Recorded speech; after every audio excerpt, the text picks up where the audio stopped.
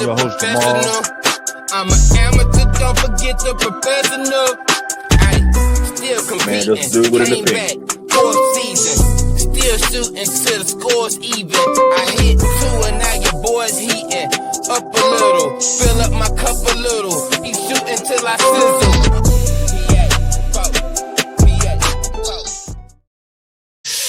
Yeah, we back. Everybody, welcome back to the Professional Amateurs Podcast. I'm your host, Jamal, back in the building with my man, Courtney. Courtney, say what's up to the people, man. Man, what's good, man? That's a dude with an opinion, bro. Yeah, man. So we got a few days removed. We ain't even gonna bury the lead. Y'all already know what it is. Y'all know that I am a huge Duke Blue Devil fan, wherever the hell it's at. Courtney not even a huge UCONN fan. He just say he a UCONN fan. I probably watched more UCONN this year than Courtney, but nevertheless, that's still his favorite team. All right, so take it away, my boy. I see 80 minutes left. I'm sure that's a tribute to your Huskies. As you see, I done moved on. Rippy season, a tribute to my Blue Devils and the player that we got coming in. Court, thoughts on the game, man, because, you know, I felt like it was one of those, you can lose, and then it's just like all-time, like, that wasn't a normal ending to a game. Like, that was one of those, like, all-time classic endings. Like, they're gonna be talking about the ending of that game for a very, very, very long time. Like, your thoughts on everything on the game, how it went. Fan, I'll let the victors go first. Which loss is worse, 99 or this one? 99 for sure. Which loss is worse, this one or last year's? Last year. So like, you feel like last year's team was hands down better than this year. No, yeah, just like it's like, okay, I explained it to, like, last year was hard, but I felt like last year, as weird as this is goes down, last year helped soften the blow for this year. Because of how last year happened, my guard was never down. Like, I never let my guard down. I kind of saw this happening. Like, you just kind of felt like you, as a Duke fan, I think we all just kind of like got PTSD, and we all was just like, all right, when is it going to start? When is it going to start? All right, it ain't starting. Oh, okay. You know what I'm saying? So because of what happened last year, it took, and then did like, honestly, bro, the blowing the lead aside, because it wasn't like it was just a straight walk down. It was methodical.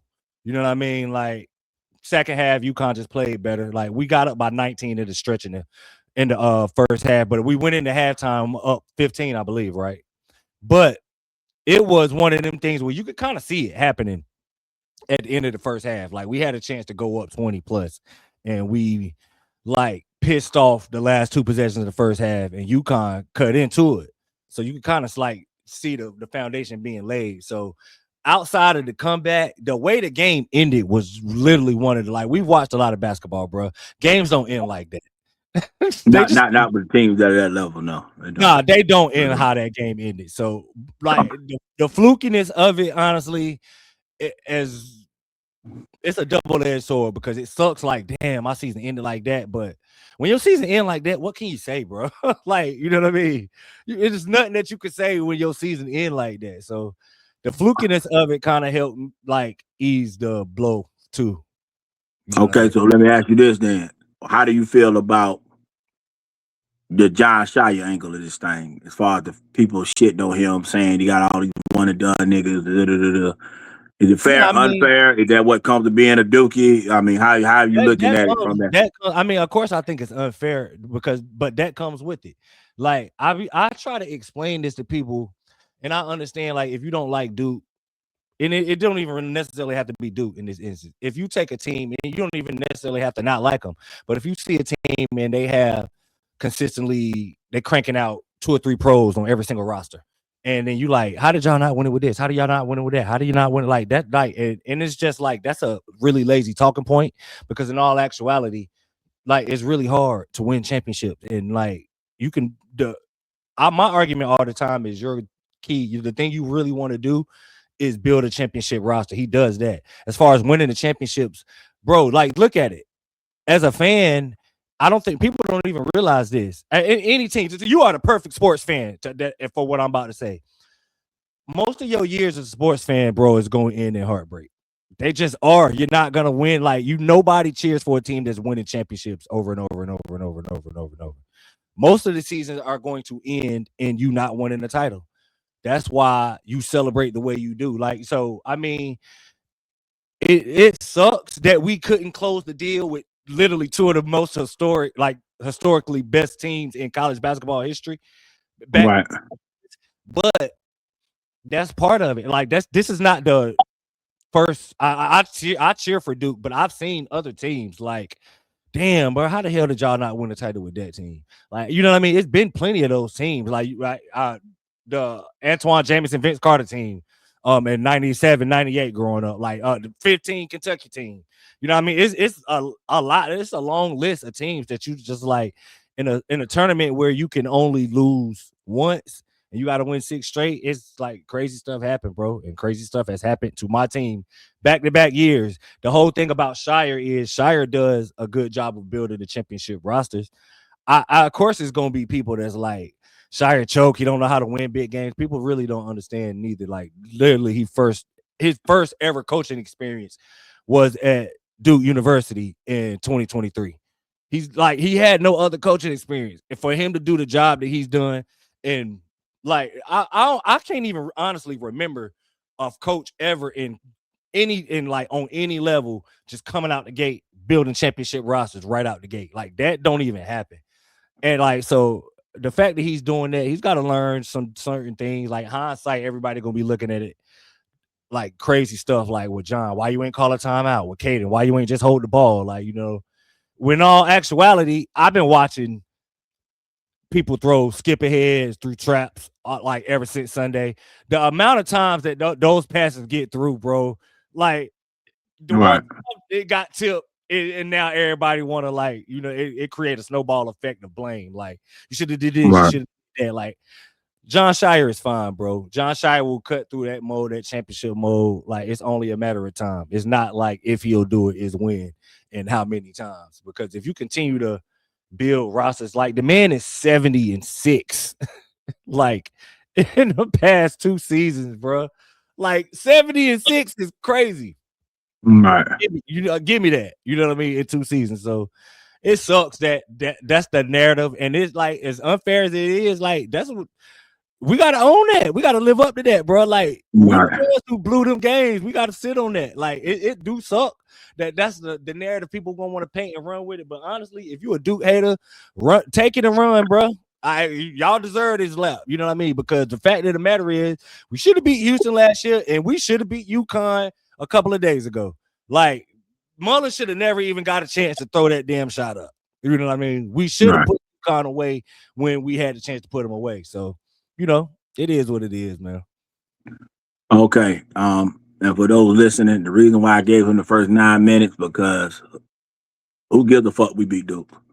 UConn has been the staple of college basketball the last 25 years. We got 6 in the last we got 6 since 99. This is not an upset. This is not a, oh my God, miracle. This ain't no Cinderella story. It's none of that shit. If we do not win this title Monday night, it's a failed fucking season, bro. Bottom line. We were the number 2 seed. We not no damn 8-9 matchup, some old miracle. No, bro. We got back to back. We done won with Kevin Ollie. We done won 3 with Calhoun. This is what comes with being a Husky right here. So literally, they're just doing the mission. So if they don't complete these next 80 minutes, they see it as a failure, just like Duke. So if we not cutting them bitches down come Monday night, who gives a fuck about the Muller shot? Who gives a fuck about the comeback? None of that bullshit. Mm-hmm. We got the same goddamn bar they got. We either cut them motherfuckers down or you fail. That's just bottom line. Now that they getting paid, I don't want to hear nothing about no kids. I don't want to hear about no feelings. I don't want to hear nothing about no it's okay. None of that bullshit. Take your check, go home, nigga. Train harder, motherfucker. So you don't think UConn is playing with house money? No, absolutely not. No. I think UConn is a rare, and it would have been the same for Duke. Whoever would have won this game would have been a blue blood in the Final Four playing with house money, because I think the whole world thinks the national champion is coming from the other side of the bracket. That's cool. That's cool. The last time Arizona won the title, I was a freshman in high school, 1997. Michigan, 1989. I was 6 years old. So let's not act like these schools do what UConn do. UConn just went back to back. Went back to back less than the last 4 years. Listen, bro. This ain't that, bro. Illinois ain't won that motherfucker in our lifetime. They went to the last Final Four in 05. But motherfucker, I was busting nuts down in different counties across America. No, bro. All the teams are different, though. Like, I get what you're saying, but yeah, bro. Listen, bro. If Duke and UConn in there with these motherfuckers, bro, we get this done. It's just bottom line. I don't want to hear they kid. I don't want to hear none of that bullshit, bro. None of it. They get money. They get paid now. This is what everybody wanted. Everybody get paid and compensated for what they do. So now get it done, motherfucker. Now I should be allowed to criticize them, right? Now that they get the money. It should be okay now. I ain't saying not criticizing. Byron Mullins, for those who don't know, was the Bet All-American. He was Mr. Indiana. He literally is in school because how great of a shooter he is, and that's why he's the first round draft pick, projected first round pick. I mean to say. So you know what he did? His job. He's the shooter. That's why Caravan gave it to his ass to shoot that motherfucker from the volleyball line. That's literally what he's in the game for. That's why him and it's just the fact that he literally hadn't hit a 3 all game. That was his first 3. And you know why he kept staying in the game? Because that's his motherfucking job. And you know what he did? His job. That's it. His job. 80 minutes, bro. If that's we don't literally what he that's literally what he's getting paid for. Because he's right. He's getting paid. That's literally what he gets paid for. That's literally what he gets paid for. He is the white boy with the driveway from Indiana. He is the stereotype through and through. I'm trying to tell you. He hit that. I can believe it. I actually can, because as soon as he caught it, I knew it was good. But and that's what he does. I can't believe he hit that damn shot, bro. Like, now I will say this.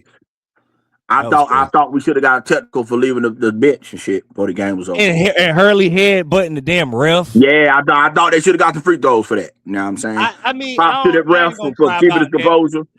I actually applaud the refs because that's a overly emotional moment that you ain't like. You don't even know how to respond to something like that happening if you use right. So I applaud the refs for like swallowing the whistle in that moment. But I just like, damn, bro, the amount of heads on double teams that I have seen get through successfully is like blowing my mind ever since Sunday. Right. I'm watching it every time somebody get trapped. Them like skipping ahead, and knowing that for the record, I don't blame Caden Boozer at all. I'm not like in favor of extending the game. When it first happened, I initially was like, damn. All right, when Caden caught the ball, I wanted him to hold it because I know he's the 80-something%. John May had it, and I was like, hell no. Don't send him to the line for a one-on-one. He had 50%. Right. So when he got the ball to Caden immediately, I was like, all right, cool. You know what I'm saying? But what Caden was trying to do, I literally saw Isaiah and Pat like take off. They were literally wide open by themselves. If that ball gets through, one of them catch it and dunk it, we up by 4 with 5 seconds left, game over. Right. You know what I mean? So it just sucks the way it happened, but you know, it go like that sometimes, man. But yeah, we still gotta get it done. So I mean, like I said, I don't want people celebrating like we did something. We ain't do shit. We did what UConn do. That's it. Because if you anywhere around our age, if you anything 30 and under, and you're a college basketball fan, this is what you used to see. UConn men and UConn women cutting these motherfuckers down. Now, I'm not a UConn women's fan. I'm not a fan of the women, so I just want to make that clear. But for the men, as he know, I've been fucking with these niggas in Danielle Marshall and Ray Allen and the motherfuckers. Listen, bro, this is what we do, bro. That's it. There's literally nothing to celebrate. It's 2 games. No. As far as like who you beat, the way you beat them, you ain't gonna see that no more. Oh no, listen, it's a beautiful story. I don't even think it's a classic game, to be honest. I just think it's like he said, a fluky ass moment at the end. I don't even think it was a classic game throughout far to play, but it wasn't like a classic back and forth or no shit like that or nothing. You know what I'm saying? It's just the last 4 minutes, shit got spooky, and we fucking around and came out with the bullshit. Yeah. But it ain't nothing to celebrate. We got 8 minutes left, man. We're gonna cut the bitches down money, bro. It's a failure. So I don't give a fuck. Okay. I'm not gonna come to him. Yo, ball, we beat y'all niggas in the Elite 8, bro. Nah, I don't give a fuck about it. Did we cut them down? So what That's you what think? We play for, bro. How did this play out? How did it play out? We cut them down. Now, have you watched Illinois play? That motherfucker from Illinois shooting the shot. I was about to say, have you watched Illinois play yet? I know you don't watch a lot of college basketball, bro. I would say, I wish UConn had a go get it guard like we usually do. You know what I'm saying? Because we relied too much on running plays for me at times. You know what I'm saying? We run good shit, good off ball sets and all that. But I sometimes wish we had a dude that could just clear that bitch out. As the arenas like to say, 1-4 flat that motherfucker. You know what I'm saying? But Illinois got but one of us versus Illinois, it's gonna be the same type of game, but they shoot it better than we do. So we gotta make sure as good as they can, and then we handle business there. Because I think Michigan and Arizona, they're gonna play this game like this day championship and forgetting they got 40 more minutes left. Okay, one of the bigs gonna be between Illinois and UConn can win the chip. Because I think Michigan or Arizona gonna overplay that game for that reason. Because they thinking that's the championship and it's not. And it's not. And I think they're gonna blow their gas. I think that's a real thing, especially with Duke not being on the other end of that. Because I think if Duke would have been on the other end of that, that probably would have went away. They wouldn't have they would have known we got another huge match. Right. Even especially if it's Michigan and it's Illinois, they gonna already think they got that championship because of how they beat them. I mean, which Illinois played them tough when they played them in the regular season, but it was in Champaign. And I mean, you could just see Michigan, Illinois is great value Michigan. You know what I mean? You can kind of tell when they went up each other. Because Illinois is a really big team. Illinois is the tallest team in college basketball. You know what I'm saying? Yeah, but Axel and them, you could just tell they think the championship game Saturday. It's not. Yeah. It's not. And I think the championship is gonna come between Illinois and UConn for that reason. That's a good little point. I can see that. All right, so all right, next thing I want to think on in lines for the players. So the season is over for Cam, the season is over for AJ, the season is over for Darren Peterson. Your thoughts on the big three, so to speak? Has anything changed? Acuff deserves some love in this. Wagler deserves some love in this, or your thoughts on the big three? Your final impression. My only beef with the Boozer is why did everybody act like he not 6'9", 250 pounds and move motherfuckers in the NBA?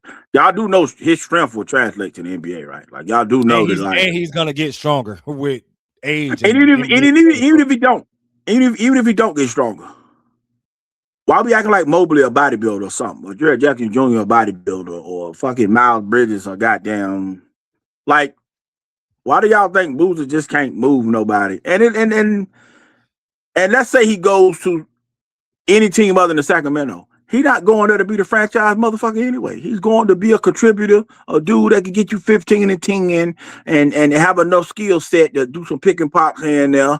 Mix it up down in the block a little bit. He gonna be David West mixed with a little bit of Zach Randolph, which is okay. This is what I hate about draft analysis. You get these motherfuckers a ball they shouldn't get to begin with. If you get a David West / Zebo for the next 10 to 12 years with the right motherfuckers around him, that is a guy that can help you win a championship one day. I don't even know if his bar was completely high. I think the most No, I think that's where the criticism is coming from. They're trying to give him a bar because he's a top 3 pick instead of just tearing him for what it is. Look, this is the type of player he is. And if you get this guy, he's a safe pick. Low, his floor is high. Still, it might not be as high as the rest, which is fine. Because if he goes to, say, Charlotte, if he goes to Indiana, if he goes to New Orleans, if he goes to Utah, he's not expected to be the best player on the motherfuckers anyway. So why y'all trying to get this motherfucker bar? He ain't gonna get no way. Dylan Harper, is he the man on the Spurs? He went number 2, and he never will be. That's okay. He's on a team that's about to fuck around and win 60 games, and he contributing. That's all the fuck Boozer gonna do. My only problem with the Boozer criticism is that I think people look at how strong he is, and then just kind of people maybe spot watch him and be like, he won't be able to bully guys in the NBA. And people kind of don't realize why he's rated as high as he is. And it's not necessarily because of how strong he is. It's because he's that strong and he moves like a guard in space. People forget about the whole agility part. At being right, it comes with the strength. Well, my thing is, but let's just say his agility ain't what you think it is. His strength gonna be enough that his agility gonna matter. Yeah, it's gonna matter. Now, will it make him the best power forward in the league? Yeah. Okay. Hell, I'm with you. Amar Stoudemire just made the goddamn Hall of Fame. Being he'll be fine, bro. He'll be fine. Shit. His daddy played fucking however many years doing that wide body shit. So we know it's possible. We don't do it. Mm-hmm. We don't say nigga good. Like, what are we talking about? Y'all swear the 90s is so great. What you think Charles Oakley and Anthony Mason, all them 9 jumping motherfuckers was doing? Yeah. Bill Lambie and them bitches. And getting double-doubles and shit. Horace Grant and shit. Them motherfuckers didn't have no fucking hops and shit. He'll be just fine, bro. You just gotta draft. You just gotta know that when he's getting drafted to contribute. And he will do that. And he's won at every level he's been on. Play at every level from 13 years old up to that motherfucking now. That shit don't change when he gets to the league, bro. He'll be just fine, bro. He'll be just fine. I agree. Just fine. It's fine. I don't understand why motherfuckers trying to give him an unimaginable bar. As far as Peterson, we know what this is. If you think which motherfuckers is saying, good luck. I think he more likely gonna be Bradley Beal, which if that's what it is, it's what it is. I think he's a guy that can put the ball in the hole. I don't know if the rest of his game is good enough to matter to that degree. Let me ask you this. You think it's some real smoke between or on the whole point that, because according to some reports, it's a lot of GMs that favor Darius Acuff over Darren Peterson. I flat out wouldn't take Acuff for this reason. I think the point guard position is so high in the NBA that you got to tell me that you think Acuff is going to be a top 5 point guard in the next 3 years. And I just don't see that happening. I could see that, but I mean, I can't see that. I don't know. His like inability to defend at all kind of concerns me because it's not from a lack of athleticism, and it's just kind of like you don't even want to try to defend like at all. Yeah, but does he score it good enough to where you're going to give him the offense? Yeah, he does. And see, I don't know if that matters in the NBA because I don't seen Trae Young, I don't seen David Lillard, I don't seen too many point guard Ja Morants and all these guys to where I don't know what. That's the concerning thing about it. Like it's just, in comparisons to Darren, it's not like Darren is a damn getting in a stance like, and you know what I mean, strapping his. No, but he don't play point guard. He plays the position where I can put him off the ball and be a shooter and all that. Yeah, the point of attack. He's literally playing a position right now that he has to jump. Them motherfuckers, bro. It's a line, bro. That line is long, bro, at that point guard position. That point guard is long. Think about this. Trae Young, Kyrie Irving, Halliburton, Lillard, LaMelo. That's hurt. Oh, you're talking about the guys that point guard. So then when you add in LaMelo now is finally having a top 10 season. You see what I'm saying? Jamal Murray is finally getting all NBA, you know what I'm saying? De'Aaron Fox. Amid, like Cave is like these dudes ain't going nowhere. He has to jump a line on motherfuckers. I don't know if his ability is good enough to get this line and give him the keys if he can get this line. I just don't know if he's good enough for that. For a team like Sacramento, yeah, it makes perfect sense. Like, you know what I mean? I hear you, but my thing is, I watched them have De'Aaron Fox and Malik Monk. That's why I use them. And they didn't jump shit. They knew that they fumbled. They fumbled a lot. It's their fault that they still searching for a point guard because they had. Is they searching for a point guard, or they realize that I can't keep giving these niggas $200 million and I'm not winning nothing? You got to jump the line with these dudes, bro. And I just don't listen. I mean, because they flat out punted on Halliburton before anything could materialize, and Halliburton had already been. Yeah, but they punted.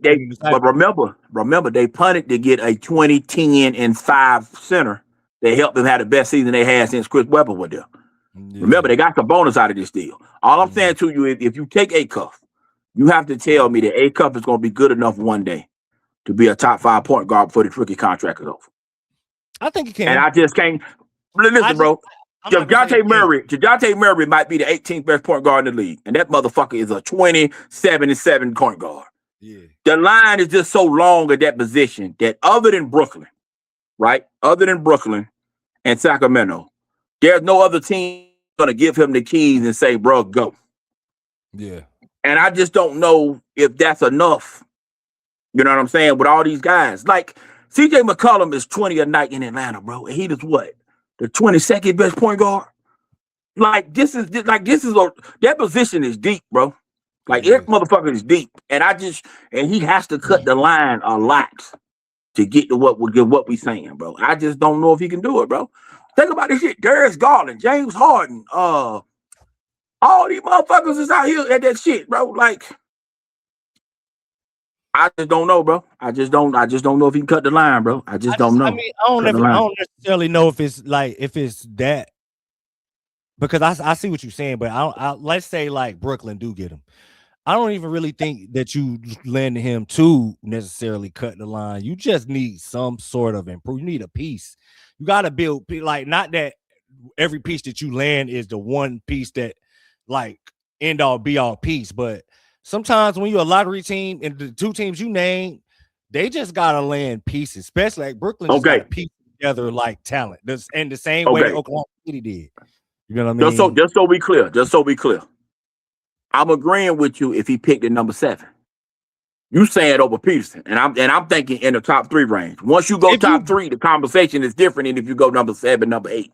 You get what I'm saying? So if you Brooklyn, let's say Brooklyn get the 3rd pick, and Peterson and I take Wilson, and you got a chance to get. So if you I take Wilson.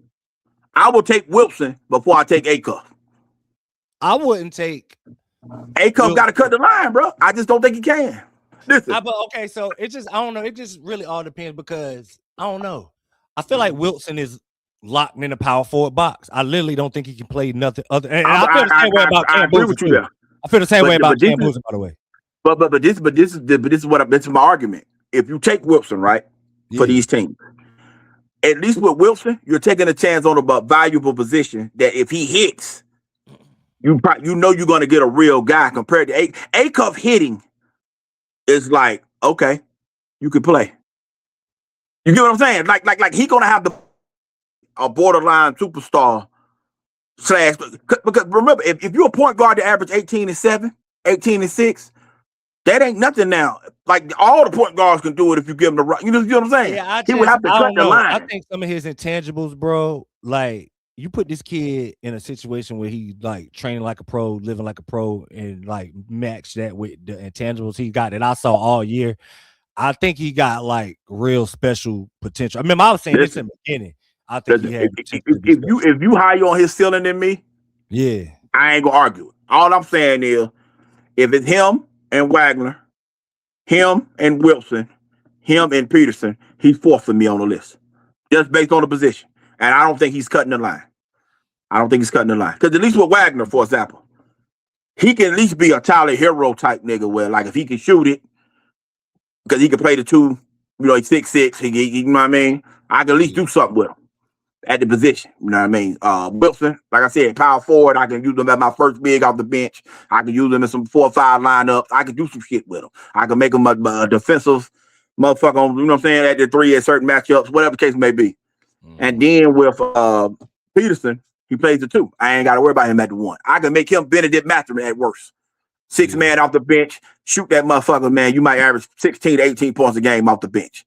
With Acuff, I have to blatantly give him the keys and say that one day you're going to be a top 5 point guard in the league before this rookie deal is out. Because once that rookie deal is up, I got to give you $150 million. At that point, you got to be a guy.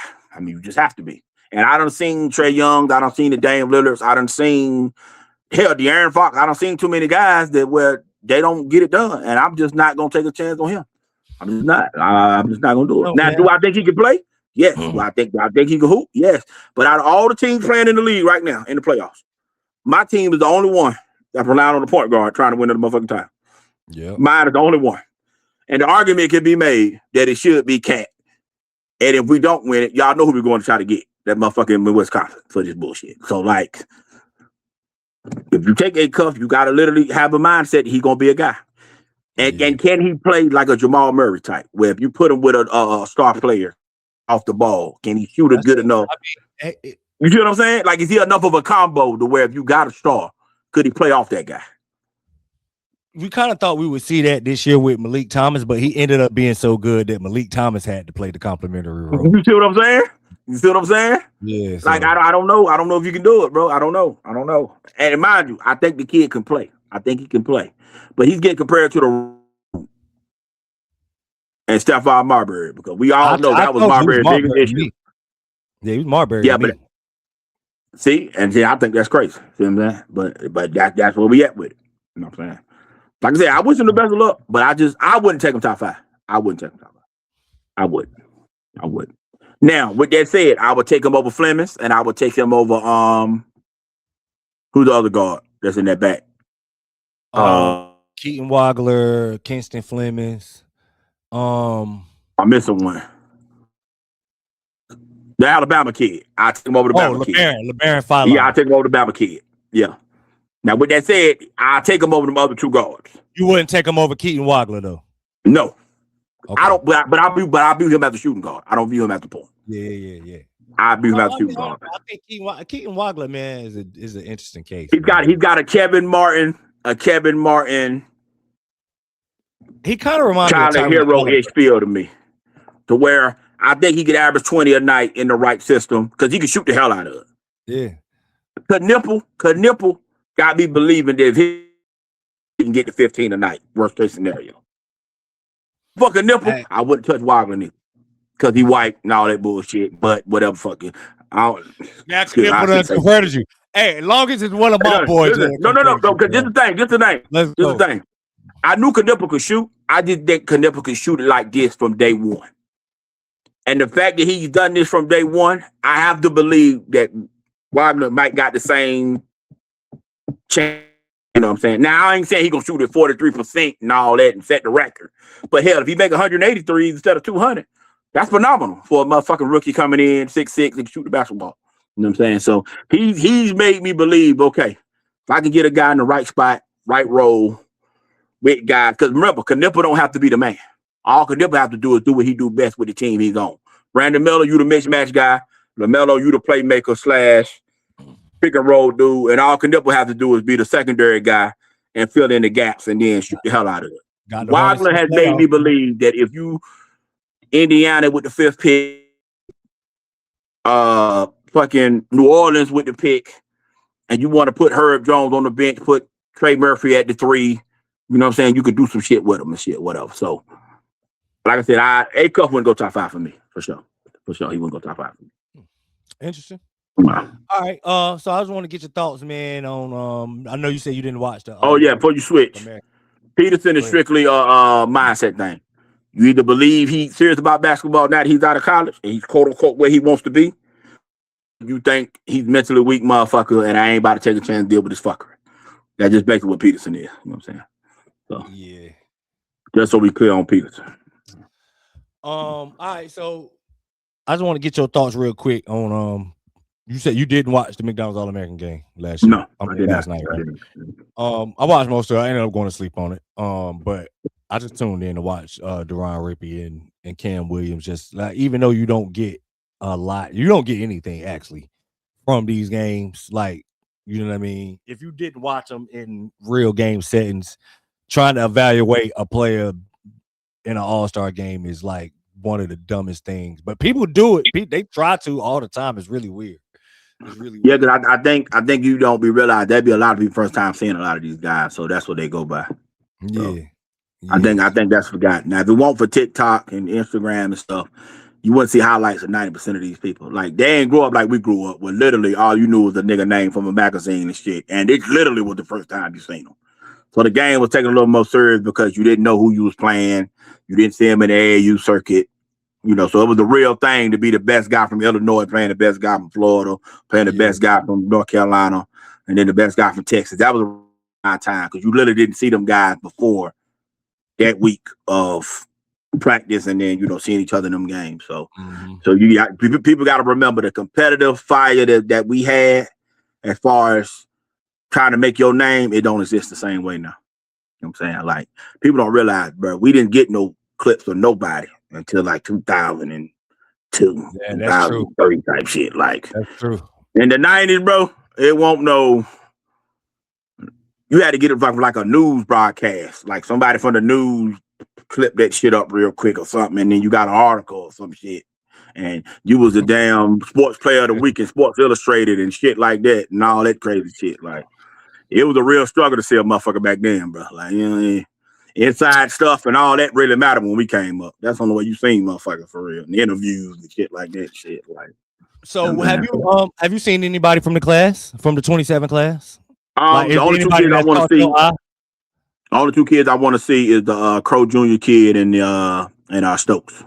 Jason Crow headed to Yeah, them the only two I want to see. That's it. and Because I Tyron think the Stokes kid got the ability to be a top 20 player in the league one day. Okay, so Tyron Stokes, in case anybody who was wondering. Yeah, I think he has that. I think he has the tools to be that. Now, will he become it? I don't know. I have to see a little more of him in game, but he has the physical tools to do it. Absolutely. Yeah, he's Absolutely. the number one player in the class right now. He's kind of like a Cade Cunningham type guy. Like he's 6'7-ish, 6'7", like 225, 230-ish, but he's like a point forward type guy. More emphasis on the playmaking because his detriment is shooting at this point in his game. You know how I feel about that. Like, if that's but he cocky is out here that he will let him fly. He is. You know what I'm saying? So yeah, he got real physical tools, like real tools. The Crow kid I only want to see because you the all-time scorer from California and shit like that and shit, and you've been bigged up since like 8th grade. I just want to see you in like a more structured setting and get better competition. I just want to see what it looks like. Just want to see what the fuck you look like type shit. No. But on the main thing I want to see though. Which Jason Crow is the top 5. He's the number 5 ranked high school player. Yeah, lefty kid. You know, fill it up, whatever. He might be the next A-Cup in 12 months. Okay, outside of Deron Rippey Jr., who is literally Ja Morant mixed with Davion Mitchell, and Cameron Williams, who is probably he a little bit more perimeter oriented than Evan Mobley. I get why people want to call him Evan Mobley, but I don't know. Basically outside of the Duke guys, which of course I'm looking forward to them. The guy that I'm really like interested in seeing on this level and on to the next is Jordan Smith Jr. He's the one guy that I'm really like, all right, the jump out the window comparisons, I see them. You know what I mean? I see the jump out the way, like with the Dwayne Wade stuff is what I'm referring to. Like I 100% can see why people like can throw the Dwayne Wade stuff out there, but he is 2 inches shorter than what Dwayne Wade was. But he got like a 6'10" wingspan. I don't know. His measurements is crazy. And for what it's worth, I think Jordan Smith Jr. is the best player in high school basketball. He won Player of the Year. He won Gatorade Player of the Year. He was voted the best player in high school basketball. And all the rankings are gonna have Terrence Stokes ahead of him because of the size. I get it. Terrence Stokes is 6'9", Jordan Smith is 6'2". But bruh, the real best player in this class is Jordan Smith Jr., who is headed to Arkansas. And I ain't gonna hold y'all. The fact he signed with New Balance, it just turned me off. It just did. What?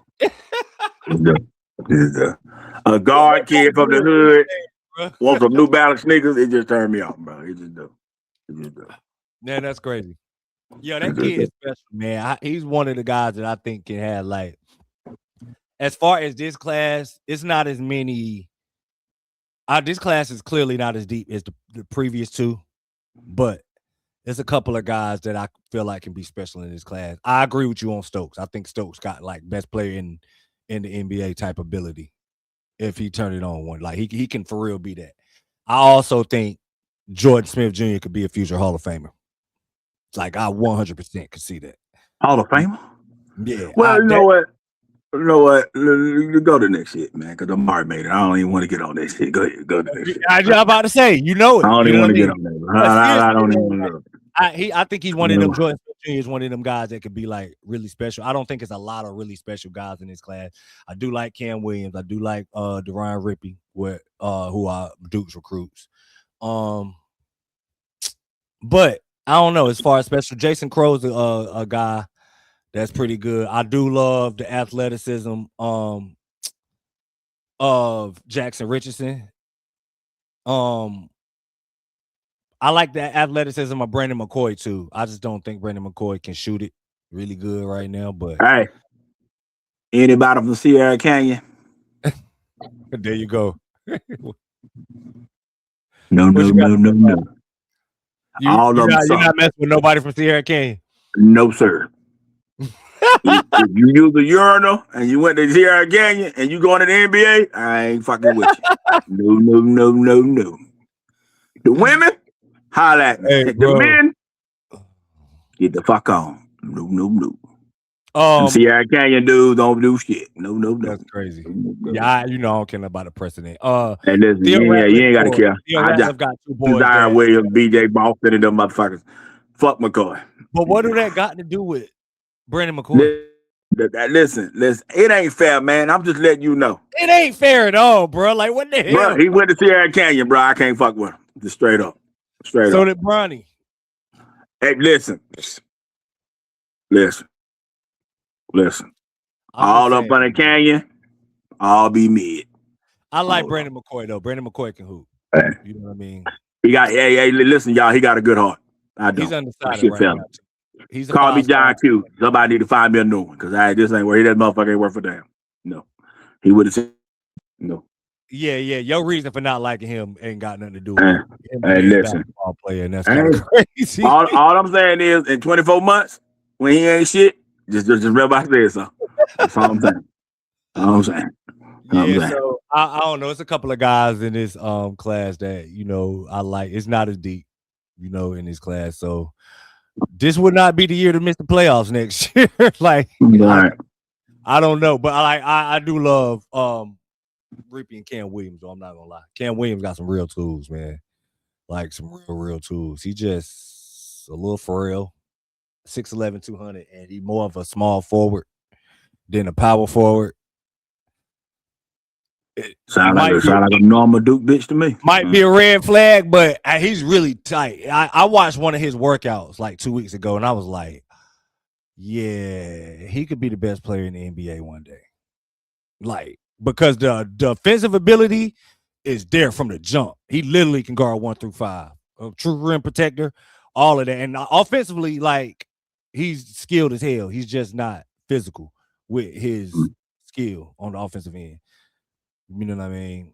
He's not as fluid as Kevin Durant was at like 6'11", 7 feet moving, but he's kind of in that mode. Like, he's more of a 3, honestly, than a 4. You know what that's called? Green can on Friday. Trash. Pick it up. So no, that's not what that's called at all. Like, what do you mean? He literally wanted to bite. He probably is the most skilled player in this entire class. That sounds like Jabari Smith Jr. to me. Jabari Smith Jr. He had a really good college first year too. Yeah, he did. And now in the NBA. I mean, Hey, bro, he's the 94th best player. That's good. That's good. Yeah. But I let you apply precedent to everybody because yeah. He's the 94th best player. That's cool. Brandon McCoy because of Jaime Jaquez, which Jaime Jaquez, he went to Sierra Canyon too. And he the best one from there, and he was the one that won't rank. I'm just saying. Yeah. Yeah, that's kind of proved my point. Yeah, but I digress. Yeah. So. Go medical. Yeah. Well, fuck you. Yeah. Yeah, he Mexican American. He don't. He's Mexican. Okay, go medical. Yeah. He don't. He's got it out. Uno, dos, tres, And how wild is that to literally have Mexican parents and speak zero Spanish? Like, he speaks zero Spanish. Hey, that's how he made it, man. He had to make it for his people. They can't communicate. They gave him hunger. Shit. Yeah, man. All right, so we coming to the stretch run of the season, bro. What we got left, Courtney? Everybody got about 6 games. About 6 games left. I think Miami got 6 games. We're playing the one game right now. We are playing the Celtics. We are losing. Yeah, my squad playing the Grizzlies. Yeah, to the Celtics. I'm glad we losing. We getting ran. I want us to miss the damn playoffs. I ain't got off that boat. Ain't nothing changing in the way I feel. So has anything changed in the way that you feel or the way that you looking at anything, like your thoughts or expectations going into the final stretch run of the season?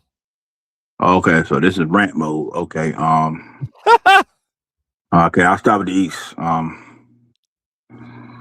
Do you think Cleveland and New York are trying to drop the number 4 to play Detroit quote unquote, without Cave in the second round? I can't rule it out. I don't I'm think saying, the I'm Knicks asking. Nigga, this ain't the safe answer zone. Nigga, do you think they doing this shit? No. Because all of a sudden the Knicks can't fucking function. Yeah, In Cleveland, Donovan Mitchell seemed to play 25 minutes lately and shit. Do you think they both saying, you know what? Let's drop the 4. Let's get the Raptors in round 1 and get Detroit wounded ass and possibly in round 2. Or if they get upset by the 8th seed, basically win the conference finals. Do you think that's what they're doing? No, but it makes sense to do that. It really do. Would you be mad? Ain't that what you want as a Knicks fan? Y'all go to the playoffs not playing your basketball for a couple No, weeks. no, I agree with that. You get what I'm saying? That's why I'm asking. Do you think they getting cute right now instead of just fucking hooping? Because Toronto can't catch the 4 spot. Toronto too far behind to catch the 4. I'm looking at it right now. But the Knicks and Cleveland are right there with each other, and they both playing as if they not trying to keep going. Do you think it's because they trying to drop the 4? Because that do make it could be. Because why would you not just try to like get the free ride to the conference finals if you the Knicks or if you Cleveland? Hell yeah. Actually, I do now that I'm looking at the standings right now. They absolutely trying to do it. Yeah. They ain't neither one of them, both of them think they can beat Atlanta, which you should be able to beat Atlanta. Or the Raptors, whoever.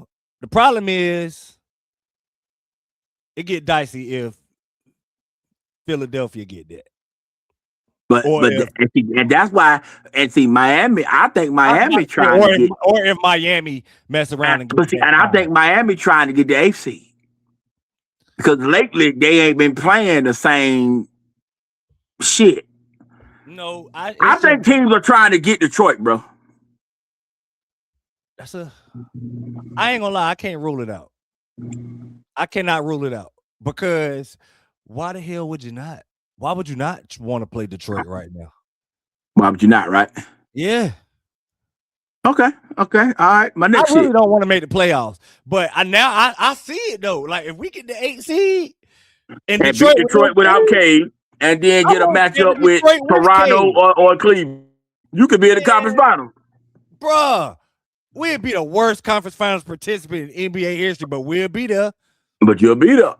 I'm just asking. We will be there. Okay, my next East question.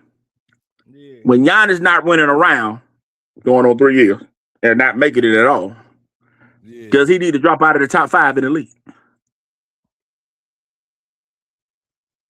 Because Wemby's got a spot now, right? I mean, yeah, I guess it's based off how you do your rankings. If you wanted them year-to-year people, then hell yeah, he need to drop out. But everybody don't rank it like that. Listen, when you talk about everybody, I'm just asking you, where do you I'm stand on year-to-year. Does he need going into next season? I'm year. Does he need to be out of this 5? Yeah, Giannis wouldn't be in my top 5. He'll be right outside of it. I will give him the respect and not drop him out of the 10. Right. I'm saying 5. I'm saying the 5. Because clearly Wemby done took a spot in the 4, right? Yeah. So now till he drop out of the 5. Yeah, he wouldn't be in my 5 he's not going to be in it going into the season. Giannis is not going to be in my top 5.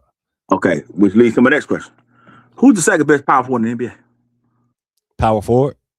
Yes.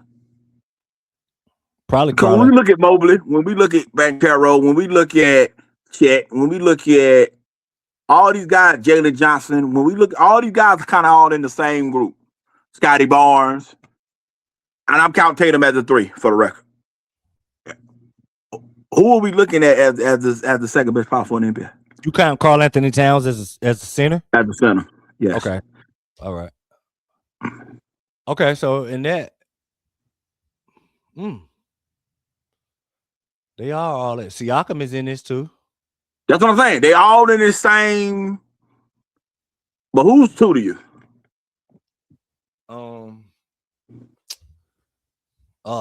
This is a good one, bro.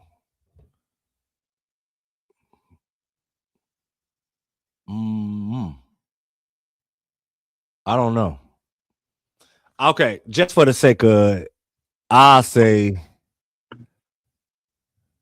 Jalen Johnson. Jalen Johnson. Okay. Do need some love. Okay. Okay. But the thing is, his numbers can make the argument that he is. That's what I'm saying. Like, He can make the argument that he is. I'm saying I don't think I would go that far, but if you're a numbers guy, it's like there. you being, like you said, you can. It's there. It's there. It's there. LaMelo, does he have to be? Does the game 3 need to be in Charlotte in round 1, or this is a failed season for LaMelo? Yeah, the Hornets need to make the playoffs. So they need to have a game. Game 3 needs to be in Charlotte. They a 10 seed right now too. Right, that's what I'm saying. If he does not make it out the play-in, is it a failed season for LaMelo? I Are we to the point now we got not just necessarily LaMelo. play in. They just got to get in. They got to actually make the field. That's what I'm saying. Is it a failed season if he don't make the field? No, yeah. Is it time to have that conversation with LaMelo? I mean, I think it's been time. Like, you know. But I'm saying, but now that he's shown, quote unquote, winning, so to speak, for some people, is it time to have that conversation? And is it fair? His ass, like, really. Yeah, Khan lit the fire on his ass. So I'm with you. Like, if you want to put him in that right now, like the whole playoff of failure type, like boat, I'm with you. Like, I would agree with that. I would agree with that. Okay, with the injuries to Embiid,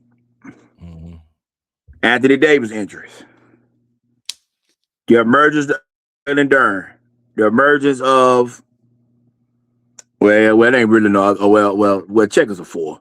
Bam, the consistency of Bam and guys like that. Who's the third best center in the NBA behind Wemby and Jokic?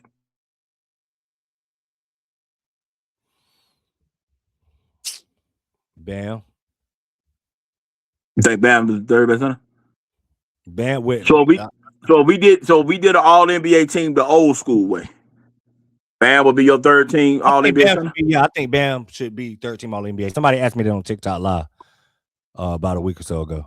Did I think he would actually finally make all NBA? I was like, yeah, I think Bam will be third team this year. If it was the old school way. Yeah. Okay.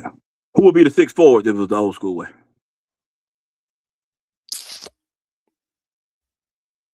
This gonna be hard. Yeah, it is. I don't know.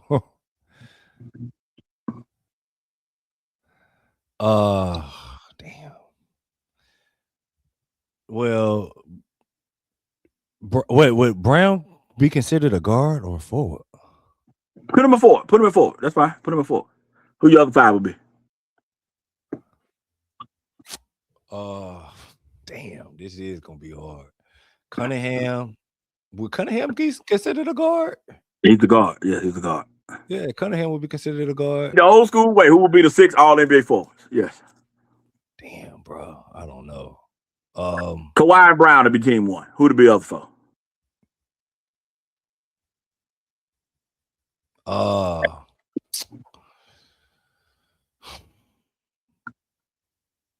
Forward. One have to be LeBron. No, I'm trying. I don't think LeBron should be. Well, you know what? You know who I would really think it should be? I would think it should Jalen Johnson be all NBA. That's who I would think before you said LeBron. But if I was thinking Jalen Johnson, then yeah, he's on there. Yeah, I gotta be thinking. Who's having a better year, him or Durant? Jalen Johnson or Durant? Yeah. Oh, Jalen Johnson. But you going that far? I could see if Durant. I could see you putting Durant up there. Okay, so we'll be the last 2. I could see Durant. Yeah, Durant gonna make it. There's no way in hell Durant ain't gonna be all NBA. Okay, so who'll be the last 2? Remind you, this ain't how they doing it no more. They doing 15 regardless of position. I'm just saying the old school way. First team would be Brown and Kawhi. Second team would be Johnson and Durant. Who would be the last 2 forwards?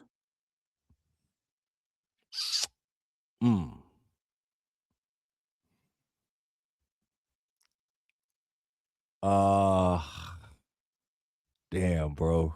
And mind y'all, he ain't prepared for this. I'm doing this shit on the spot. No, I know. I'm doing it. Fucked up. LeBron gotta be up there. LeBron to be up there. The Lakers. LeBron Mind you, I'm not factoring the 65 game rule. I'm just saying who would be the motherfuckers that you would factor in this thing. Yeah, I don't know who would be the because forward make it interesting. It's hard as hell to do the forwards, bro. Because most of the guys that like the contention really like they legitimately guards. A guard, right? Yeah, I don't know. I don't know who would be the last spot. Who would you have for the last two? Oh, mine would be Chet Holmgren and I could see probably be Chet and because I was thinking about him at being a 5. No, Chet 4. I'll put Chet 4. And then Scotty Barnes would be the other one. Just for the record. It'd be Scotty Barnes, Chet, Durant, Jalen Johnson, Kawhi, Jaylen Brown. With them six could make the all NBA team regardless of position shit. Earned the spot with the absence of Cade Cunningham by keeping Detroit in first. Is Cade gonna miss the threshold? I think he is. I think they're gonna say, you know what, fuck it, bro. I just need you ready for the playoffs as much as possible. Yeah. Where they put him on to reward the fact that that's what I'm saying. Like, I think that sucks. Like the fact that it don't suck. You just didn't make the threshold. He's a grown ass man. He gets $60 million a year. He'll be okay. Okay. This is what's wrong with motherfuckers. Y'all bitch every year. Man, we don't know what the criteria is. We don't know what the fucking criteria. They add one goddamn stipulation, which is to go to fucking work, and niggas is bitching.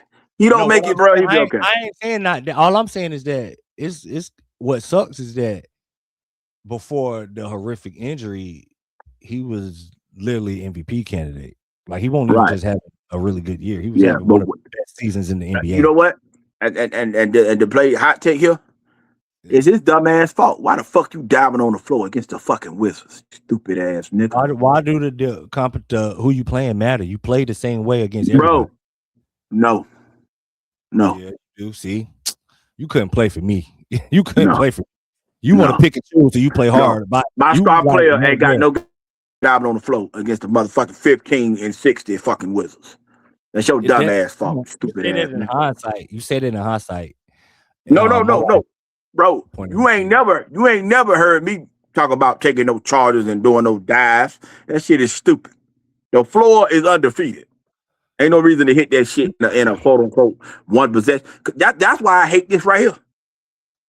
The goddamn score be 10-2 and you twirling your goddamn fingers about reversing a call. Nigga, what? Bitch, it's goddamn 44 more minutes left in this game. You twirling your goddamn fingers at 10-2. Every possession matter. Look, if we would have had one more possession in the damn game, UConn probably season would be over. Every possession matter, bro. You know what I mean? So I ain't got no problem with you doing that. I definitely don't got no problem with you diving, especially if you my star. Who the hell else is gonna set the tone? So how can I go to Ryan Hollins and be like, I need you to show more effort. I need you to actually care about getting on the floor or care about loose balls and stuff like that. You know what I'm saying? So I don't know, bro. Yeah, man. But I just like, that's one of them things, man. Like if my star player is not doing what he's supposed to do and should giving the extra effort, I can't ask nobody else to give the extra effort. So I don't got no problem with what Cade did, man. You know, playoff, big time matchup. I'm with you. Going against Bud Carrington? Nah. Stay up, bro. It's one of those freak injuries, man. That's one of those freak type things. It is, but he increased the odds jumping on the floor with Bud Carrington. Yeah, he increased the odds. I'm not jumping on the floor with him. Yeah, I'm just not. I'm not jumping on the floor with bumps. We're just not. Listen, man. It be like that sometimes. Why he gotta be a bum, man? Everybody in the NBA. Listen, hey, bro. Listen, I'm gonna use an analogy. You know, man, respect to the wise in this situation. When you was with the ugly ass girl, you ain't get no Henny. You give her a wrist crack, baby. You got to choose your battles. Oh my gosh! You got to give them the bullshit instead of the good shit. You got to pick and choose who you fucking with sometimes. You know what I'm saying? I see what you're saying, but I just You can't do that, man. Hey, man. I don't believe in that. Some girls you got to page them. Some of them you call them. Shit. Hey, listen. I hate guys that think they can turn it on and off. Like that's literally one of my basketball icks. Listen, I know it is. But what I'm saying is, against Bud Carrington, we can turn it on just fine. We can turn it on this Bud. We can. We turn on against Bud. Hey, Yeah. you should know 83 against him and then 83 the next 4 games combined. You should know. It's kind of easy to turn on against the Wizards. Just relax for a little bit. That's all I'm saying. But that's the Pick choose your thing. battle, bro. I feel like now everybody gonna be seeing the Wizards like, man, you know what? Nigga, I can make some history tonight too, nigga. What's up? Like, people might try to play a little harder against the Wizards because of that. And that's exactly what I would do too. Yeah. What else I got to do? East?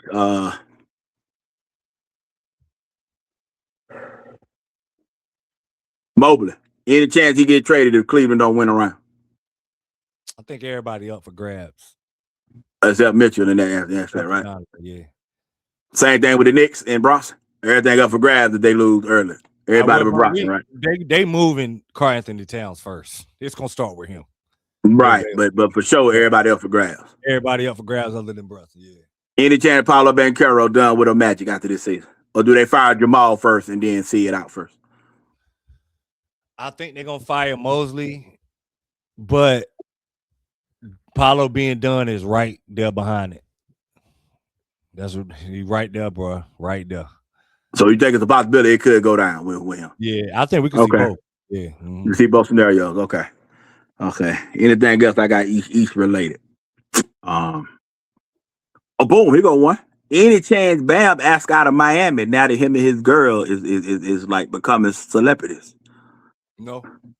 No chance Bam want to be a Clipper to be a 45-minute flight from Vegas, nothing like that? No, because she lived down there with him. She live in Miami. She don't live in Las Vegas.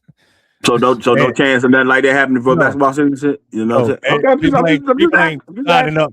People ain't signing up to move away from Miami, bro. If you don't have okay, just ask. Yeah. Is this anything else I got Eastern Conference? Philly. Yeah. If they don't make no noise, do they finally say, you know what? MB, we just ain't gonna do it no more. I think they don't care what they get back. Do you think there's any possibility? At the end of the year, that's gonna happen regardless. I don't think it's no scenario that's not gonna happen. No scenario? No, I think that's gonna happen this summer regardless. So if they get the A seed, beat Detroit, then beat Toronto or Knicks or Cleveland round 2 and get to the conference finals. It's the best time to move. Just the best time to move Embiid ass right now. Strike while the iron hot. Best time. I hope the guy somebody want to touch him. Yeah. Okay. Mm-hmm. Yeah. So you got thoughts about the awards? How you think it's gonna shape up? Because it's a lot of smoke behind this Luka for MVP campaign right now. Honestly, bro, I'm all about the votes. Yeah. Like does Wemby win Defensive Player of the Year unanimously? What's the voting going to be like between Khan and Cooper Flag? Is it going to be 55, who's going to win 45? that award? I do not know who's going to win that award. But I want to see the voting of it. I want to see the voting of it. Not just the winning of the award. Because like with the MVP, I want to see how many guys get a first place vote. Yeah, the MVP going to be kind of. See, I want to see it because what we're going to find out is how everybody their orders. You know what I'm saying? Let me ask you this. What are the chances that Wemby do pull a 2020 Giannis and get both MVP and Defensive Player of the Year? Remember, I asked about that shit last time. I think he got a chance to win both Finals MVP, Conference Championship MVP in one season before shit is done. Now, all I'm asking is, because you know what I'm asking, Spurs finished with the second best record in the league. Mm-hmm. They get Defensive Player of the Year. He's going to finish top 3 MVP at worst. That's clear because Luka ain't taking his spot. If they lose, I don't want to hear their kids. I don't want to hear their babies. I don't want to hear none of that shit. They failed, motherfucker. That's what I want to hear. That's what I want to hear. Yes, though. That's what I want to hear. That's all I'm saying. Once you get the top 5 player in the world argument, y'all know how I am on that. That's all I'm All these things can be true, though. Everything can be true. They can be. But what I don't want to butter it up because I don't want to praise him and how great he is if they win it.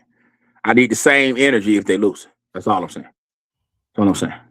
Because we all know how it's gonna go if he win it. Because Wemby got to the point now where people are basically saying Y'all know he's the best player in the world now, right? We just gotta like say it now. That's where the world is at now. I've been saying that. I That's what I'm saying. But the world, we have never been to a point where a guy's the best player in the world without ever winning a playoff round, let alone not winning a playoff game. You know what I'm saying?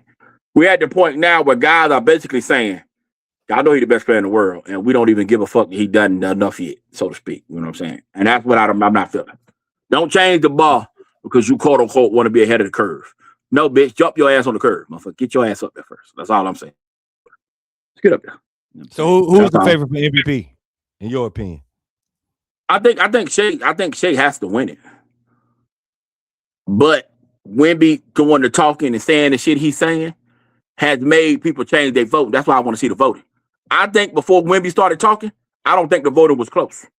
I think it was going to be like, say it's 100 votes.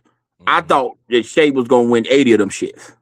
Now I think he's going to get 60 of them motherfuckers. Wemby going to get 15, and then Jokic going to get 25. What if I don't even really know? I'm pretty sure Oklahoma. Yeah, Wemby done fucked up people's heads. What if it's like about 6 games left? It's only a 2.5 game difference. If the Spurs catch the Thunder, do you like? Can Wemby done made it now where like now everybody pay attention to the last 6 games. That's what I'm saying. Wemby has literally made it to the point now where like Jokic was a lock for second place before he started talking. I just like now he done tore all that up. Because I agree Shea is the favorite. I just don't think if he locked it up. I do not think he locked that MVP up. And I thought he did maybe 2 months ago. We're saying the same thing. We're just getting that differently. I'm saying if Wemby doesn't start talking, I don't think this is a discussion. No, I agree. Wemby has forced people to say, hey, man. Not necessarily, because, people wanted to put Wemby here anyway. And all they needed was results. And he gave you the results. But you know what Wemby did? Wemby made it a way you can't ignore these results. Ask him why. And when they ask him why, flat out didn't hide shit. I beat that motherfucker, y'all, or two. And he played in 3 of them games. Like, he made it to where now you like, damn, bro, he ain't lying. Damn, that motherfucker ain't bullshit. You know what I'm saying? He done made these motherfuckers have to look at these motherfuckers. He done made it the way you gotta pay attention. That's all. I just want to see the vote. Because, like, for example, who the 5th rookie team? Who's the what? Who's the 5th guy? We know Knipple, Harper, Edgecombe, and Flag is first team all rookie. Who the 5th guy? All rookie? Hold on. I just seen the ladder. Who's the 5th guy for you? I don't know, bro. Is it the King's kid? Is it Queen? Is it Fears? No, I could go Renault. I'll go Renault. Renault would be the 5th guy? Yeah, I just saw the damn ladder, bro, too. Okay, so second and defensive player of the year would be who for you? Wemby gonna win it, but who would be second for you? Check. Is it Gobert? Is it Bam? Is it Azor? I'm biased. I'm gonna say Bam. Bam. Especially if I think Bam is good enough to be potentially all NBA. Yeah, I just, what I mean? I know Wemby gonna win it. I'm with you. Okay. Who the second best player on the Spurs? De'Aaron Fox. So it ain't Castle? No. Yeah, that dope kind of fast, man. No, it's not. Castle not better than De'Aaron Fox right now. Castle is really good though. Will Castle be better than De'Aaron Fox? Eventually, yeah. Ace Bailey is 5th on the actual rookie ladder, and Renault is 6th. I know. I just saw it. But okay, I'm saying for you though, who would be your 5th guy on it? I would say, I would go Renault. You go Renault. He's been more consistent throughout the year. Ace Bailey did turn it. I want to give him some credit for figuring it out. I don't give a damn when you figure it out. As long as you figure it out, I'm gonna give you credit, my boy. Figured it out. Okay. You done figured it out like the last month or so. You know what I'm saying? So, but yeah. If you the Clippers, would you trade Kawhi now, knowing he ain't gonna get no better than this? I mean, I would sell on him, but I know that. I mean, they just moved into that building. They need a marquee guy. They're not about to do that. He's still a marquee guy. You know what I mean? So they're not about to do that. So you wouldn't do it. All right, we got to bring up the Christian boy. If he misses the playoffs this year, this will be the 4th time in 7 years he done missed the playoff. Is it time for him to take his Bible and go somewhere else? No. Because you're allowed to go to another church, right? Yeah, but I mean, yeah, I think they've just had like really unfortunate injury luck. And they're They not got going. And it's not going to get better because Mosley is done. I mean, Moody is done. Butler's done. Draymond Green might as well do. Well, he is podcasting, so shit. I mean, if you Curry after this season, can we not? Are we allowed to be like, nigga, shut the fuck up now because you stand with this bullshit, knowing it ain't. I mean, I don't even necessarily think it's that because Steph don't really necessarily do no complaining, and Steph is not going to leave unless it's to go to Charlotte. He's going to be a guy to retire as a Warrior. You know what I mean? So you okay with that? Yeah, I don't mind that at all. Like I don't.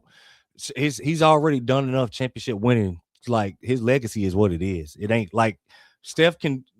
2 more championships ain't gonna really change how people feel about Steph. Or no, but I'm talking about right now. Right now, you can argue that he's still a top 12 player in the league.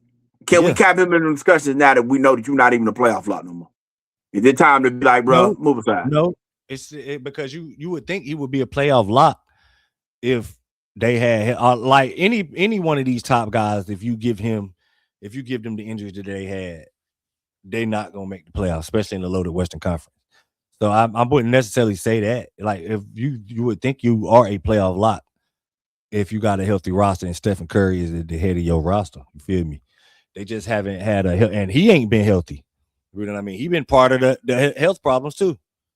You know what I'm saying? So yeah, I just. And if you go to state, there's no way that you would even see what the market is for. No. To start a rebuild, there's no way you would consider that. Nah. You'll just ride it out till he's done. Nah, you gotta. That's one of them. Especially if he making it clear that he want to be one of those rare guys that don't care about chasing his legacy. Like I'm gonna finish it out here. Then you owe him that to give. You gotta let him have it. You gotta let him have it. Yeah. Check homeroom. J-Dub at the second sidekick. If OKC go back to back, is that worse than Paul Gasol?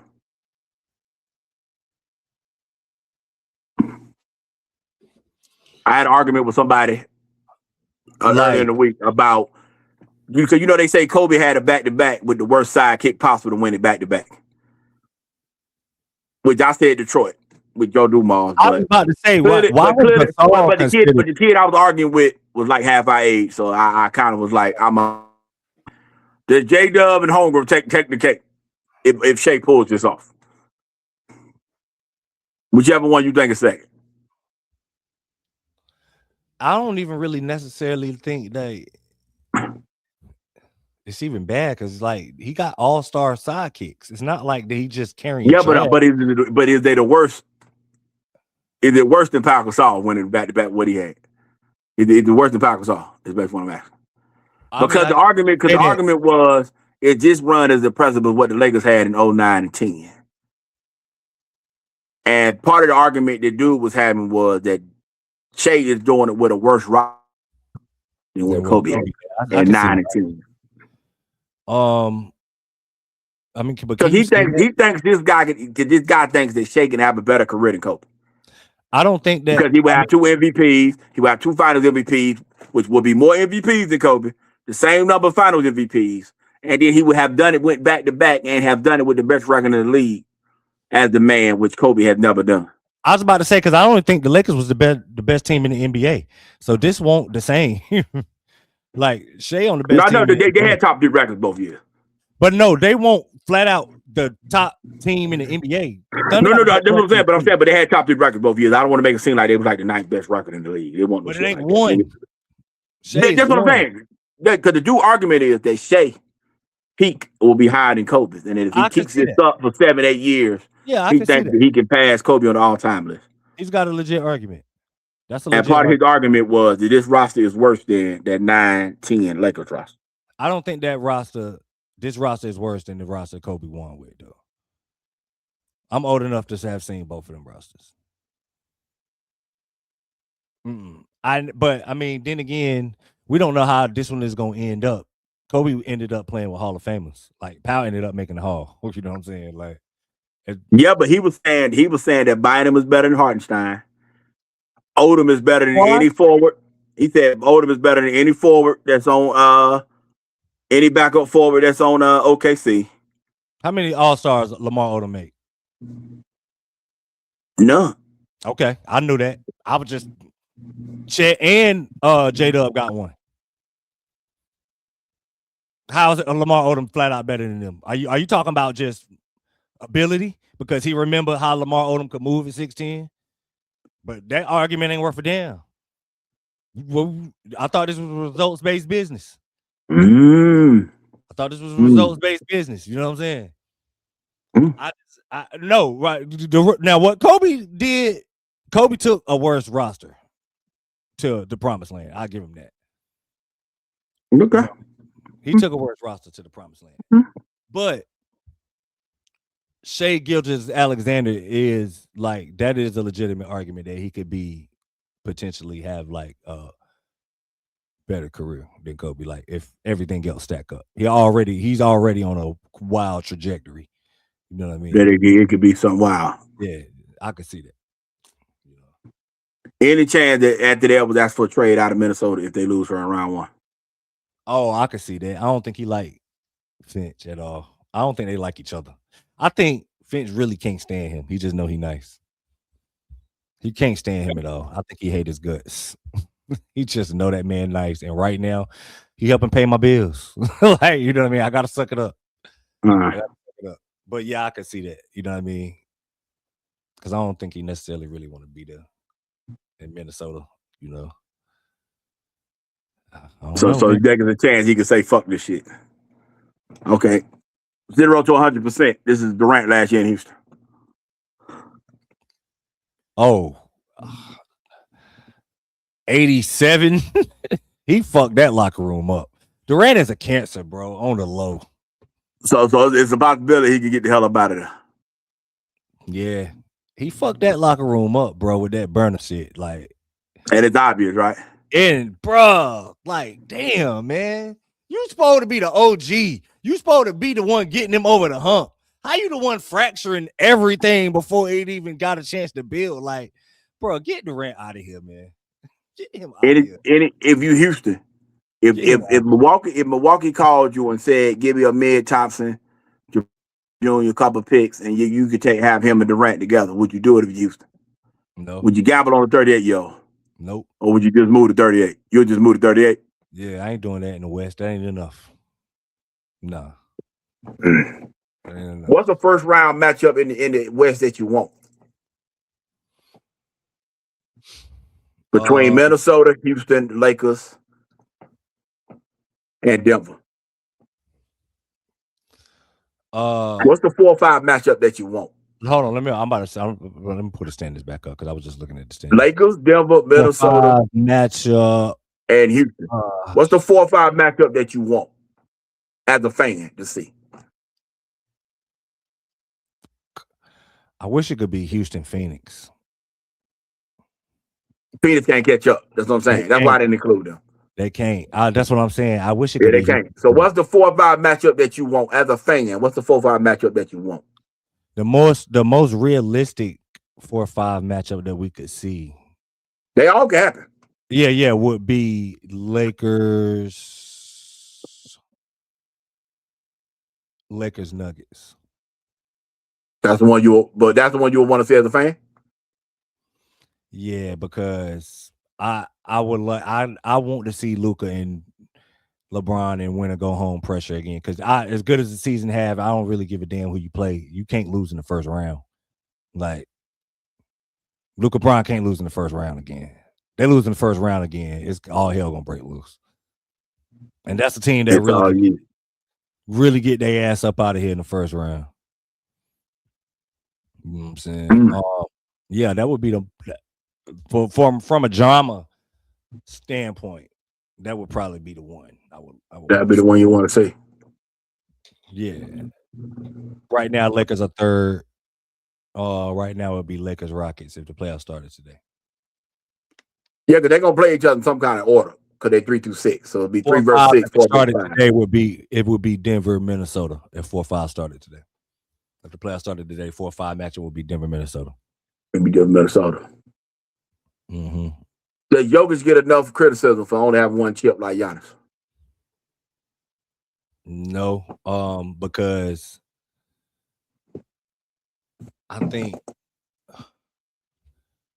the criticism come in the way that Giannis has lost since he won his first championship. That's really where the criticism be coming from. And Jokic ain't flaming out. He ain't flaming out in the playoffs like that. So I guess it's hard for people to criticize him on that. The way you lose means a lot, bro. It just means a lot. Okay, my last question for the West. Mm-hmm. Is the Spurs versus OKC the NBA Finals?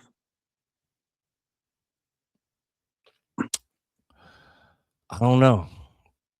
I think the Celtics can really win the championship. So you don't think if we get them as a fan, people shouldn't look at it like one of them two can't lose if the Celtics come out? Oh, absolutely not. I mean, I know the favorite is going to be in whoever come out the West. Right. But I'm saying, but are you viewing that as the NBA Finals? Like this is the no, and especially like if it's the Spurs versus the Celtics in the finals. Now you got Jason Tatum and Jaylen Brown in a position where they got the damn experience. They the guys that's done been there before. Man, y'all better stop discounting that Boston could win the championship this year, bro. Like, hell yeah. I bet for that Boston would beat San Antonio in that series too. San Antonio wouldn't beat them, bro. So you got OKC, Celtics, Spurs as the top three teams in the NBA as far as winning the title. Mm-hmm. Do you think anybody outside of them three can realistically win it? No. It'd have to be some type of miracle, so to speak, in your eyes. Somebody got hurt with one of them three. If it ain't one of them three. Somebody major got hurt. Yeah. Outside of injury, nobody is, you know what I mean? Closest shot. Denver. Man, I don't want to discredit Denver. But they outside, though. They got the closest chance to derailing any of this. You know what I mean? I don't think nobody else can win the series enough to win the title. Mm-hmm. We down right now by the Celtics. Are we down by 23? Lose. Keep losing. Mm-hmm. So where are we at right now? We the ninth? Mm-hmm.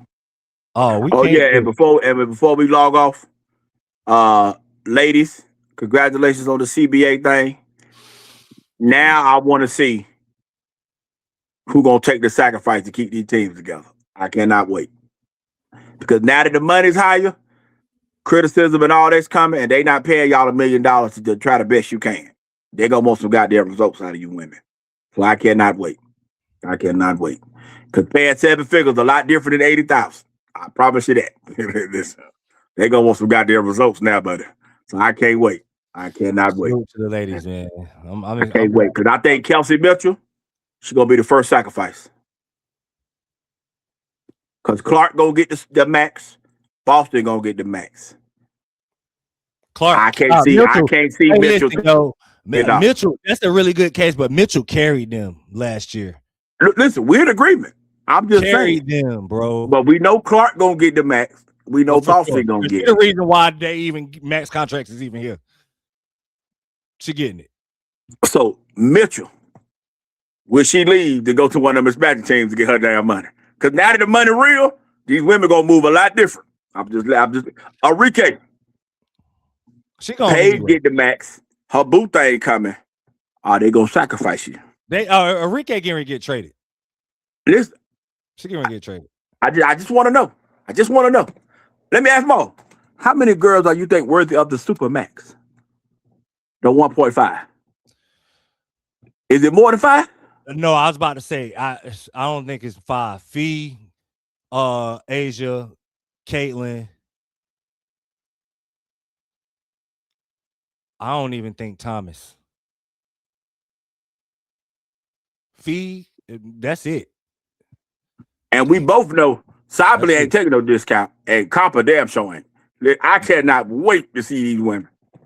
Sabrina Nescu, she ain't taking no discount, I know Jones ain't taking one. I know McLeod ain't taking no discount. I cannot wait to see these women with this money, bro, because y'all can't get it. It's new money, but all y'all ain't getting that new money. Like, it's going to be, because, bro, imagine you being a player that's the 20th best player in the league and don't make $1 million. You're going to feel away now.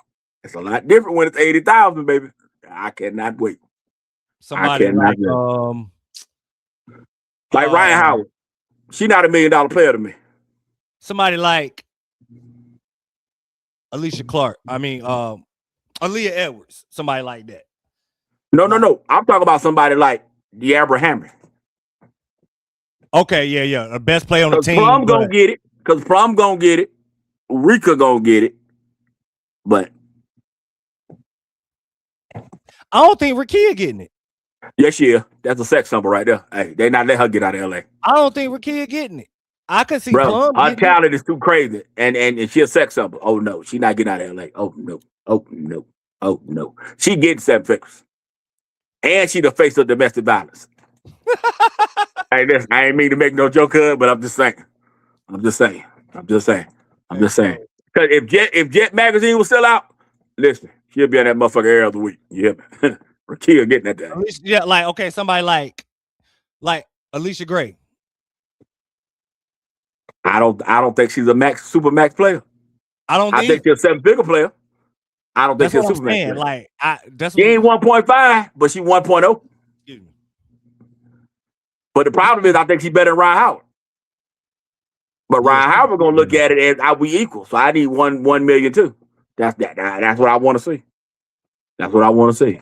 Who from Phoenix though? Like, do you think AT deserve it? Yes. But the problem is, Sablé gonna think she on her ass. I was about to say that. I don't. I think if they give it to anybody from them, it should be Sablé. But Sablé ain't better than Thomas. She not. Hey, she not. Bro, I cannot wait to see how this money go, bro. I cannot wait, bro. I cannot wait. Because Angel Reese is not a super max player. But she's a super max player. She 100% she's getting it.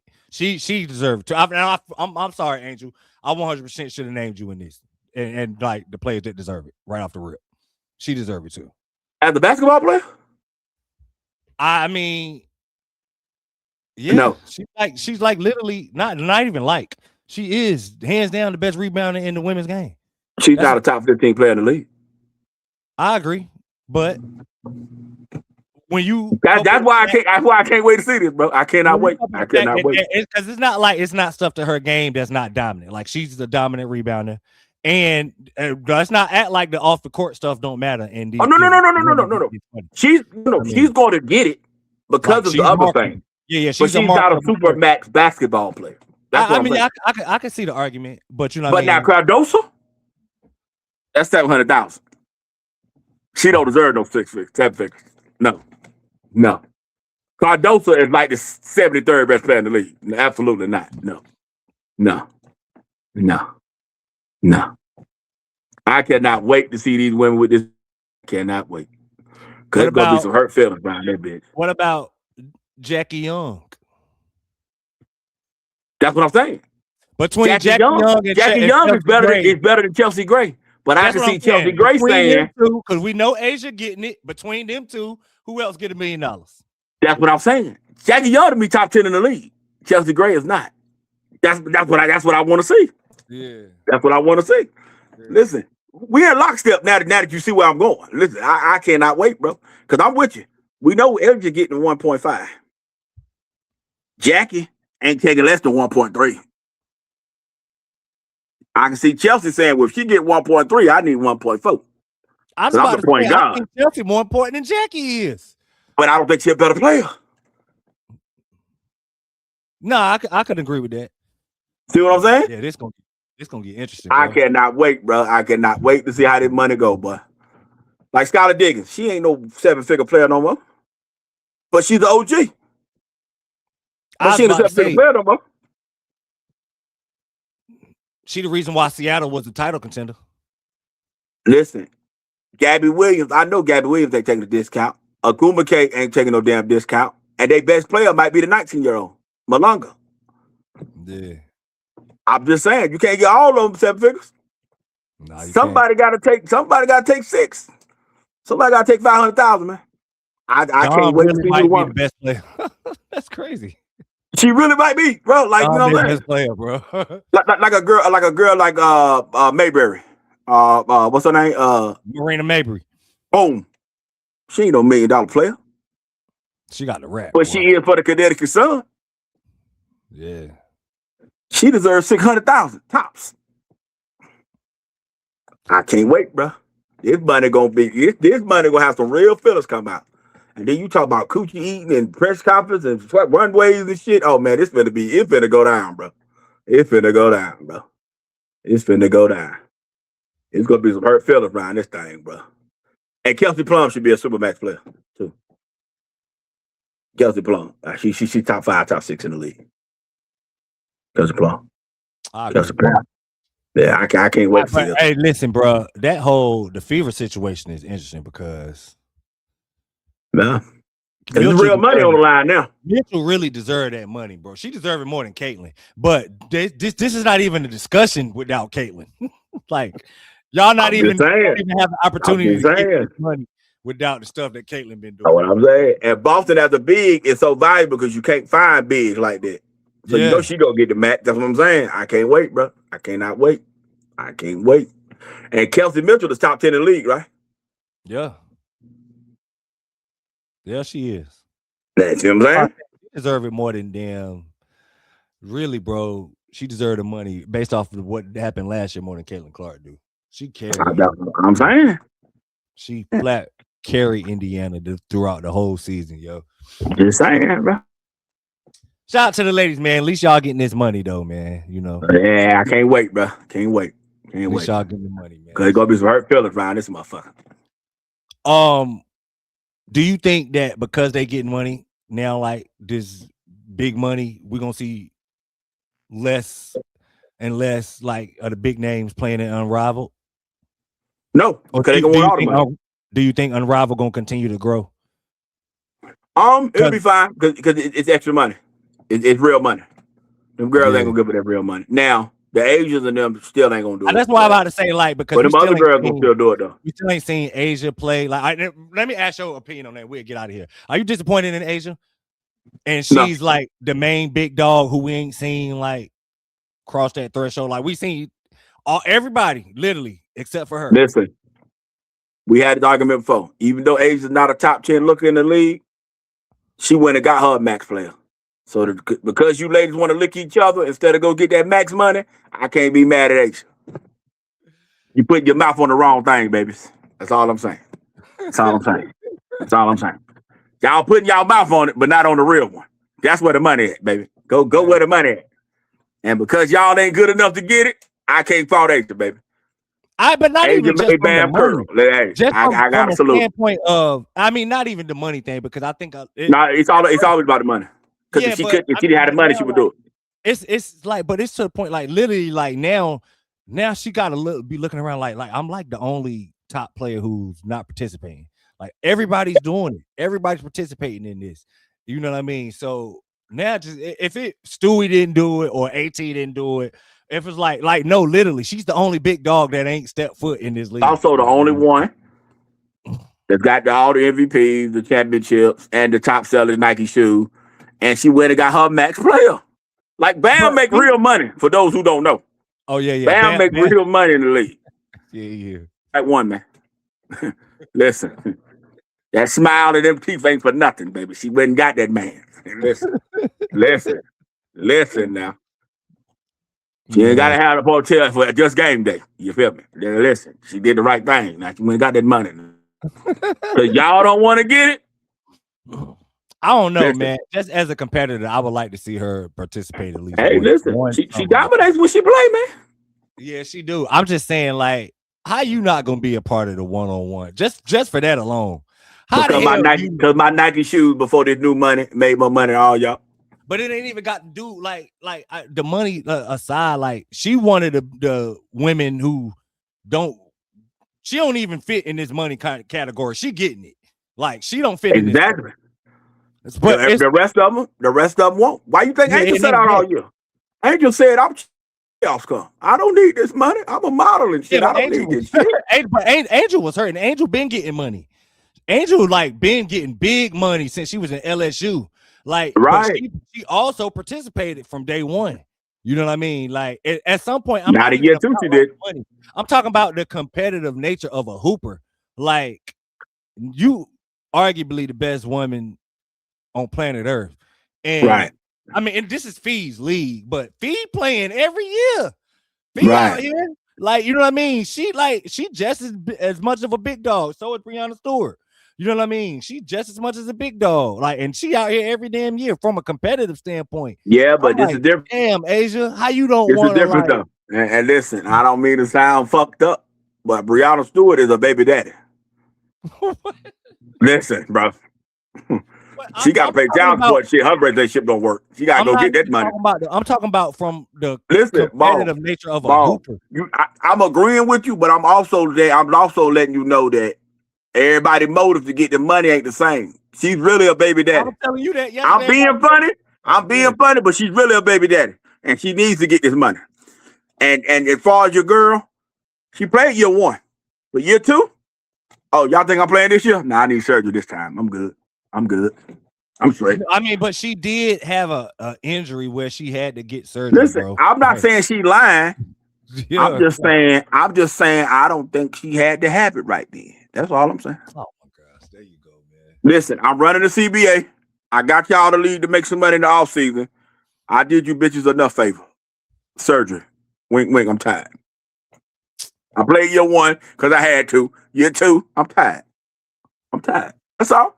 No, I don't think that was the case. But I'm tired. We can agree to disagree on that. Yeah, because listen, Akuma K, Clark, all them little. Don't get me wrong. I would love to see her play from a competitive standpoint. Yes, that's all I'm saying. But realistically, though, I got the right set of balls I need. I got that back money. She got it. Some of y'all need to learn from her. I'm just saying. That is so weird. I'm just saying. A lot of y'all got chances to do it too. If she can do it. Cause she ain't the best look in the world. No. I don't think there's nothing wrong with the way Asia look. I didn't say she was ugly. I just said she wanted the best. That's all. Look, we had this argument before, man. She's not in the top 20. We just had this argument before. Top 20. No, she's not top 20. It looks. We did. That's what we argued. We did. I remember us having this argument. Listen, I ain't forgot. Listen. We could do a whole episode with just photos and whatever you like. She's not in the top 20, bro. I don't want to sound misogynistic. She fly though. I had got sex appeal. For the record, Asia, I had you up there on the list. I had you higher than most. I guess he was saying most people would have you on the list. Yeah. She ain't top 20 though. And whenever he ready, we got time. Whenever he ready. Listen, she ain't on there. We get Aaron Ross on there. She ain't on there, brother. She not there. All right, man. You got anything else you want to get off your chest before we wrap up? Man. Call me Jaden Ivy, man. Let us pray by our heads, man, and let the Lord take us home, baby. That's all we're gonna do, baby. Yeah. I ain't playing with God. He tripping, man. Thank everybody for locking on. I didn't tell y'all to like, subscribe for the beginning, but y'all know to like, subscribe. Hey, Jaden. hey, Ivy. God didn't tell you to go broke, motherfucker. So you got your money first, nigga. Then you could have put your Bibles up. You know what I'm saying? But we'll leave it at that, though. God bless by your heads, man. Let's say amen. Yeah. Unbelievable, man. But thank everybody too for locking in, man. Y'all follow Social Pro and Pod Talk on Twitter. Professional Amateurs Podcast on Instagram and everything. And y'all see the social handles once we close this show.